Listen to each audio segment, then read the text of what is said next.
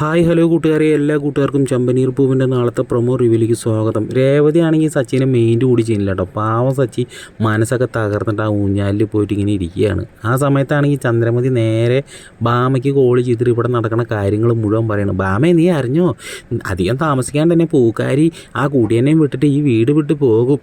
അന്നത്തെ ദിവസം ഞാനിവിടെ പപ്പടവും വറുക്കും പായസവും കാച്ചു, നീ നോക്കിക്കോ എന്ന് പറഞ്ഞ് തിരിഞ്ഞ് നോക്കണത് നമ്മുടെ രവിയേട്ടൻ്റെ മോത്തിക്കാണ്. രവിയേട്ടൻ പറയണം, ഓഹോ, നീ ഇവിടെ നടക്കണ കംപ്ലീറ്റ് കാര്യങ്ങൾ നിൻ്റെ കൂട്ടുകാരിനെ വിളിച്ച് അറിയിക്കുകയാണില്ലേ.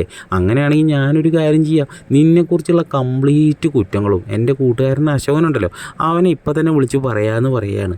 പിന്നീട് കാണിക്കുന്നത് നമ്മുടെ ആൻ്റണീനെയാണ്. ആൻ്റണി ആണെങ്കിൽ ബൈക്ക് എടുത്തിട്ട് കുറേ കൂട്ടുകാരികളും ഒത്തിട്ട് നേരെ ടാക്സി സ്റ്റാൻഡിലേക്ക് വരികയാണ്. നമ്മുടെ സച്ചിയുടെ കൂട്ടുകാരൻ മഹേഷനുള്ള മാഷിനോടൊക്കെ വന്നിട്ട് നല്ല ഡയലോഗ് അടിക്കുന്നുണ്ട്. നിങ്ങളായിട്ടുള്ള ഒരു പരിപാടിക്ക് ഞാനില്ല, ഞാൻ തന്ന കാശ് ഇന്ന് വൈകുന്നേരത്തിനുള്ളിൽ എനിക്ക് തിരിച്ചു തരണം, തന്നില്ലെങ്കിൽ എല്ലാത്തിൻ്റെ കൈയും കാലും ഞാൻ തല്ലി ഓടിക്കുമെന്ന് പറഞ്ഞിട്ട് നല്ല ഭീഷണി കൊടുത്തിട്ട് ആൻ്റണി അങ്ങോട്ട് പോവാണ് കേട്ടോ.